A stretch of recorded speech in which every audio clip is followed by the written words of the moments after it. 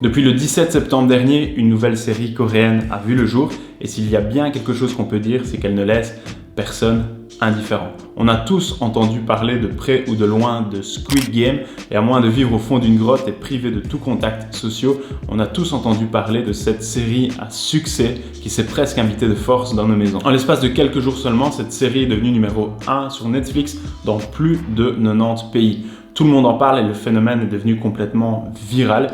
Que l'on regarde son fil d'actualité sur les réseaux sociaux ou que l'on allume la télé, Squid Game est bien présent partout et tout le temps. Et même si on n'était pas spécialement intéressé par Squid Game, le fait d'en entendre parler autour de nous donne cette impression de nous sentir presque obligés d'au moins s'y intéresser.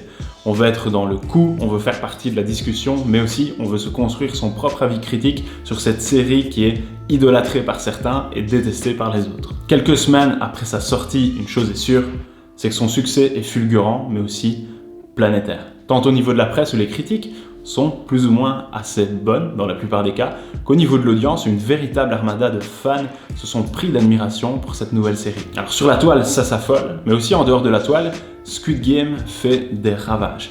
La série a littéralement battu à plate couture la série La Casa del Papel, considérée encore il y a peu de temps comme le plus gros carton de Netflix. Ok, jusque-là, rien de particulier me direz-vous. C'est vrai, il y a encore quelques jours, la série Squid Game était présentée dans les médias comme une série phare avec des records d'audience et d'adhésion qui dépassaient toutes les attentes. Mais depuis quelques jours, le phénomène Squid Game a pris une toute autre ampleur. Interdit en principe aux moins de 16 ans, mais beaucoup d'enfants l'ont déjà visionné en France. L'Éducation nationale va envoyer un message d'alerte aux directeurs d'académie. Près de cette école, des élèves ont imité la série. Résultat, celui qui perd est frappé par ses camarades. Malgré le fait que cette série soit interdite pour les moins de 18 ans, cela n'a pas empêché certains enfants de reproduire dans les cours de récréation des scènes inspirées de la série avec une mécanique identique qui est celle de la violence. Jusque-là, des jeux sans crainte comme 1, 2, 3 soleil se sont transformés en parties durant lesquelles les perdants reçoivent des coups de la part des autres joueurs. Des reproductions de scènes de violence dans les écoles entre les enfants, mais les exemples sont aussi nombreux du côté des adolescents et même des adultes. Comme on l'observe ici dans la rue où suite à une partie de duel, le perdant se verra recevoir une gifle de son adversaire. Ou encore dans cette vidéo où on voit une partie de football avec la particularité de recevoir le ballon en pleine figure si l'on échoue lors de la partie. Ça ira même à constater de l'agressivité et de la violence entre fans dans une file d'attente à Paris lors de l'ouverture d'un pop store dédié à la série.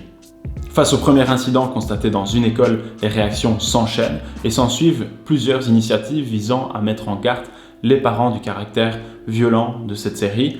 Ça fonctionne, le signal est lancé, il est partagé massivement des dizaines et des dizaines de fois sur les réseaux sociaux.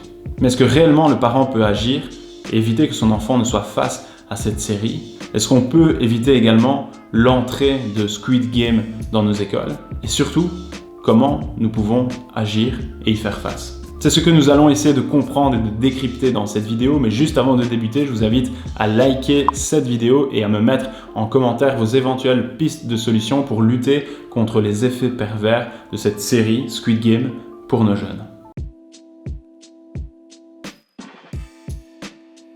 Il ne m'a fallu à peine que quelques jours pour céder à la tentation et de me connecter à mon compte Netflix pour regarder ce premier épisode de cette série, soi-disant si palpitante et addictive. Alors c'est vrai, 2 jours après, j'avais terminé cette première saison et ce que je peux vous dire, c'est que oui, j'ai beaucoup apprécié et aimé cette série Squid Game malgré son caractère violent et ses scènes un peu malsaines qui sont dignes d'un film d'horreur. Mais ce n'est pas l'objet de cette vidéo, je ne suis pas ici pour vous faire une critique ni même pour vous donner mon avis, mon appréciation par rapport à cette série.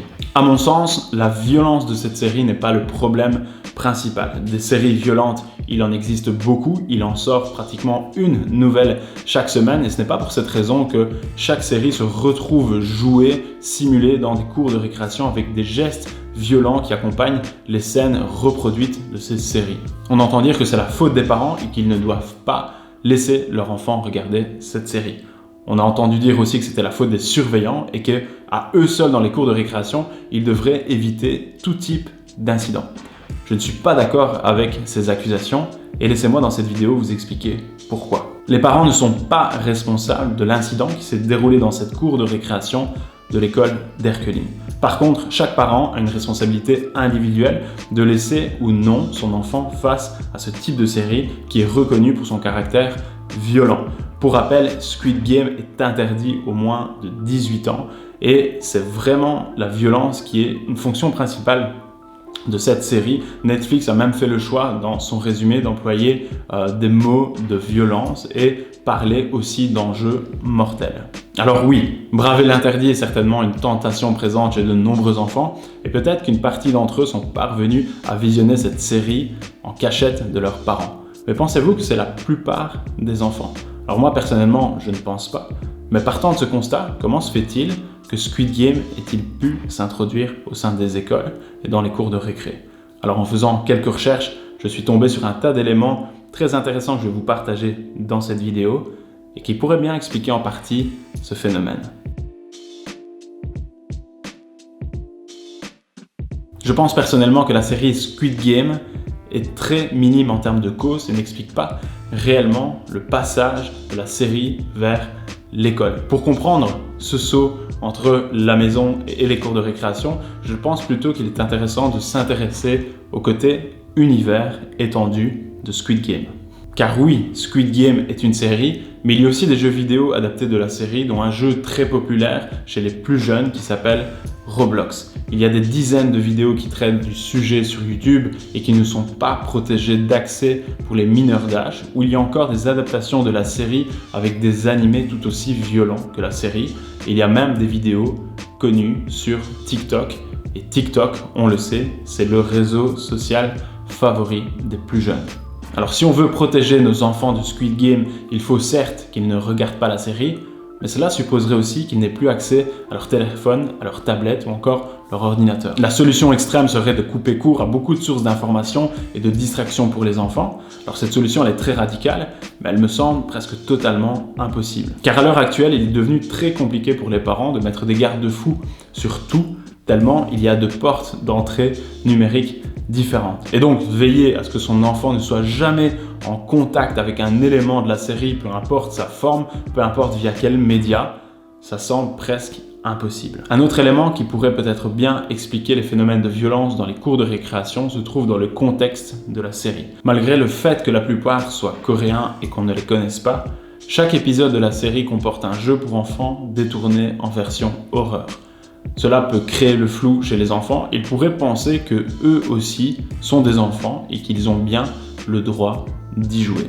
Et le fait de voir sur internet des tas de vidéos contenant de la violence entre adultes n'est pas non plus signe d'exemple, puisque les enfants ont difficile de faire la part des choses et ils n'ont pas le matériel nécessaire pour pouvoir décoder cette série qui est adaptée au monde des adultes et non pas celui des enfants.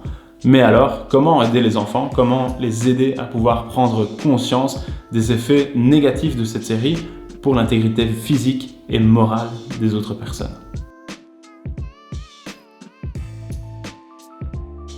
Je pense tout d'abord qu'il ne faut pas paniquer face à ce type de situation, mais qu'il est important d'être vigilant, que ce soit au niveau des parents que des professeurs. Parce que le risque serait de créer une forme de psychose, et dès que l'on va voir des enfants jouer dans une cour de récréation, ou dans un jardin, on va prendre peur de voir apparaître des phénomènes de violence. Et empêcher les enfants de jouer est très certainement la solution qui risque de renforcer le problème. Jouer est un acte naturel qui participe au développement personnel et social de l'enfant et qui en plus permet de se défouler parce que, rappelons-le tout de même, malgré l'avancée des technologies, nous ne sommes pas faits pour rester assis, nous ne sommes pas normalement constitués pour être sédentaires. Je pense que d'essayer de traiter Squid Game comme un phénomène isolé n'est pas forcément une bonne solution. Je vois plutôt ça à un niveau méta où Squid Game serait un signal qui en dit long plutôt sur un phénomène d'ordre sociétal. Car oui, je pense sincèrement que la société est souvent violente et que si justement nous ne voulons pas que dans 10 ou 15 ans, nos enfants reproduisent des scènes de violence de façon publique comme on le voit actuellement dans des vidéos détournées de Squid Game par des adultes, le travail doit commencer maintenant. Et ce travail passe notamment par le monde de l'école qui doit, à mon sens, se donner l'autorisation de sanctionner des élèves qui ont un comportement transgressant, mais aussi par le monde de la famille qui ne doit pas remettre en cause le cadre qui est celui imposé par l'école. Chacun gère son espace en fonction du cadre qu'il veut mettre en place. En termes de prévention, il pourrait être très intéressant de construire des outils et des dispositifs à mettre en place au sein des écoles pour essayer de diminuer un maximum ces phénomènes de violence, même si les dissoudre totalement est utopique. Construire par exemple avec des élèves une échelle de la violence, avec des niveaux de violence différents, mais aussi des niveaux de sanctions correspondants. Créer des règles acceptées, adaptées et connues de tous. Et si une règle est enfreinte, cela suppose une sanction qui ne doit pas être discutable de la part de l'enfant, ni de la part de son parent. Et au niveau familial, je crois qu'il est du ressort des parents de s'intéresser, non pas en surface, mais bien en profondeur, aux consommations numériques de son enfant. J'entends par là de pouvoir s'y intéresser soi-même au moins un minimum et de prendre aussi du temps avec son enfant pour discuter avec lui de ce qu'il a vu, de ce qu'il a compris et de ce qu'il a ressenti. Dans ce monde où chacun est sur son petit écran, je pense que le moment n'a jamais été aussi bien choisi pour revenir à l'essentiel, c'est-à-dire réapprendre à pouvoir communiquer avec l'autre. Donc pour moi, la solution, elle est à chercher, oui, du côté des adultes, mais aussi du côté des enfants. C'est pour cette raison, entre autres, je pense qu'il est essentiel et indispensable d'informer les enfants sur ce qu'il se passe et de ne pas en faire un sujet tabou.